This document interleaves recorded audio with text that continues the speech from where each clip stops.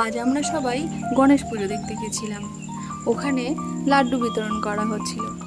আমরা সবাই পুজো দেখতে ব্যস্ত হলেও কিন্তু আমার সেই ছোট্ট গণেশ লাড্ডুর দিকে তাকাতে ভোলেনি। তাই সে লাড্ডু পেয়ে ভীষণ খুশি হয়।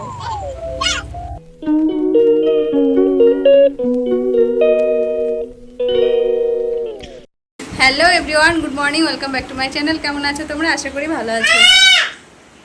এখন বাজে দুপুর একটা। তো আজকে ব্লগটা আমি এখন থেকে স্টার্ট করছি।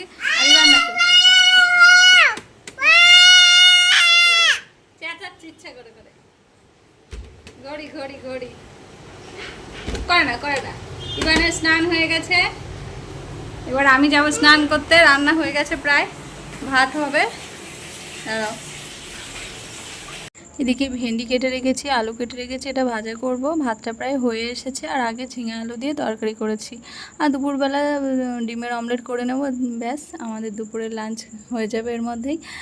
আর এদিকে স্নান করে এসেছি। ইভানের পাপা বলল চলো আজকে সময় আছে, তো ইভানের স্কুলে কথা বলে আসি। আমি বললাম ঠিক আছে, আমি স্নান করে নিই, পরে এসে ভেন্ডিটা ভাজা করব। তাড়াতাড়ি করে স্নান করে নিলাম কোনো রকম আর কি, তাই মাথাটা মুছে নিচ্ছি। আর এর মধ্যে ইভানকে রেডি করে দিয়েছে ওর পাপা। ঘড়ি তিনজন মিলে রেডি হয়ে বেরিয়ে পড়লাম ওর স্কুলের উদ্দেশ্যে। কোন স্কুলে ভর্তি করব সেটা কনফিউজড, কোথায় ভালো হবে এটা নিয়ে মাথা ব্যথা সব সময় দুজনেরই। কিন্তু কি করব বুঝতে পারছি না। সবার কাছে জিজ্ঞাসা করা হলো, কত কিছু করা হচ্ছে, কিন্তু বুঝতে পারছি না কোন স্কুলটা ভালো হবে ওর জন্য। তো যাই হোক, এখানে নতুন একটা স্কুল হয়েছে, তো সেখানে আসলাম। ভিতরে কথা বলছিলাম, তখন একটা ম্যামের সঙ্গে এসেও খেলতে শুরু করে দিয়েছে। ভীষণ খুশিও এগুলো খেলতে পারে, আমি যথেষ্ট শিখিয়েছি। এগুলো ছোট ছোট ওর আছে, এখানে তো অনেক বড় বড় আছে। তো দেখে বুঝতে পেরেছে, চিনতে পেরেছে, ও ট্রেন বানাচ্ছে। তো ও নিজে কিছু সৃষ্টি করার মানে আগ্রহ আছে ওর, সেই জন্য দেখে খুব ভালো লাগে। ম্যামেরাও খুব বললো খুব ভালো। এই যে স্কুলটা দেখে ভীষণ পছন্দ হয়েছে। তো স্কুলের পড়াশুনো কেমন হবে সেটা তো জানা নেই। যাই হোক, কথা বলে ম্যামেদের সঙ্গে খুব ভালো লেগেছে। তারপরে আসার সময় আমরা দেখলাম গণেশ পুজো হচ্ছে, তো এখানে লাড্ডু বিতরণ করা হচ্ছে। আর ইভান তো কখন থেকে লাড্ডুর দিকে তাকিয়ে আছে। আমার তো ভীষণ লজ্জা লাগছিল, কিন্তু তারপরেও ও দু হাত পেতে দুটো লাড্ডু নিয়েছে। আবার আমাদেরকেও দিয়েছে প্রসাদ। তো সেই জন্য আর না করিনি। তো আমরা সবাই মিলে লাড্ডু খেয়ে দিয়ে বাড়িতে ফিরলাম, বেশ মজাই লাগলো। এই যে আমরা এইমাত্র ফিরলাম ইভানের স্কুল থেকে, মানে কথা বলে আসলাম। আর এখন বসেছি খেতে, অনেকটা দেরি হয়ে গেছে। তো চলো খাবারে কী কী আছে তোমরা দেখে দিই। এই যে ইভানের পাপার ভাত বেড়েছি, এই যে ঝিঙা আলুর তরকারি,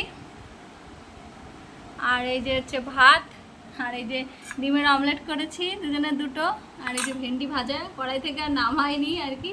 আর এই যে ইভানের ডিম পোচ, লেবু।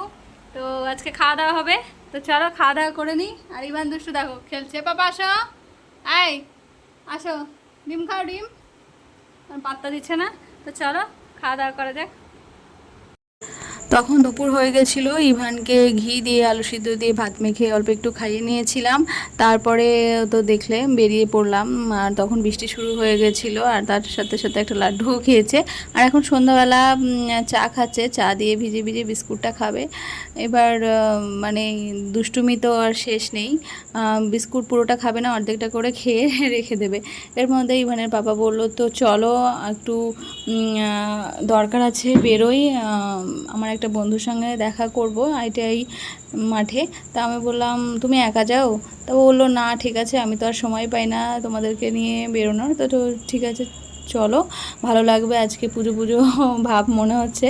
আর ইভানও ঘরের মধ্যে থাকে, ভালো লাগে না, সেই জন্য ঠিক আছে তাহলে চলো যাওয়া যাক। আর আমারও কিছু কেনাকাটা করার ছিল, সেই জন্য আবার বেরিয়ে পড়েছি।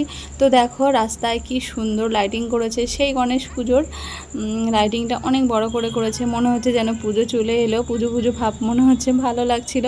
কিন্তু মনটাও ভালো লাগছে না যে এত বড় একটা ঘটনা ঘটে গেছে, তারপরেও আনন্দ করতে খুব একটা মানে শান্তি অনুভব হচ্ছে না। তো যাই হোক, আমরা যাচ্ছি হচ্ছে আইটিআই এর দিকে।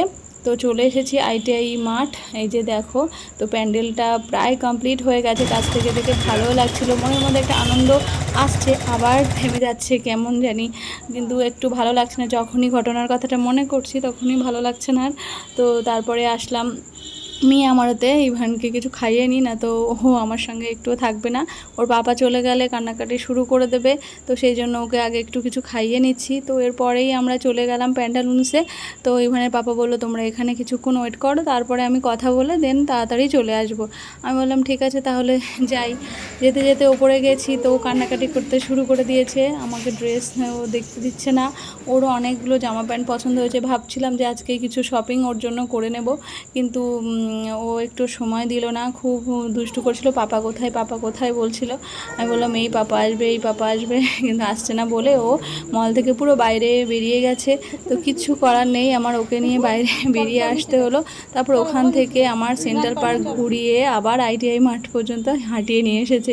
খুব গরম লাগছিল। তারপরে ইভানের পাপা বেরিয়ে এসে আমি ইভানের পাপা এলাম হচ্ছে 2 নম্বর মার্কেট। ওখান থেকে অনেকগুলো ফল কিনলাম, তারপরে এই দোকানটায় আসলাম, ব্যাগটা কিনলাম, ব্যাগ ছিল না বলে। দেন রাতে এসে মানে কি খাবো বুঝতে পারছিলাম না, আর কিছু আনাও হয়নি। তারপরে ইভানের বাবা তাড়াতাড়ি করে গেল, রুটি আর সয়াবিনের তরকারি নিয়ে এসেছে, আর ইভানকে আলু কেটে দিয়েছি। এখন বাজে রাত 12:30। আমাদের খাওয়া দাওয়া হয়ে গেছে, আর ইভানকে আলু কেটে দিয়েছি, মানে আলু কেটে ভেজে দিয়েছি হালকা করে, তো সেটা খাচ্ছে। আর তার আগে আঙুর কিনে এনেছিলাম, তো সেটা সবটা খেয়েছে, সেই জন্য আর কিছু খাবে না, আলু খাবে। তো চলো আজকের ব্লগটা এখানেই এন্ড করছি। তোমরা ভালো থেকো, সুস্থ থেকো, গুড নাইট, টাটা।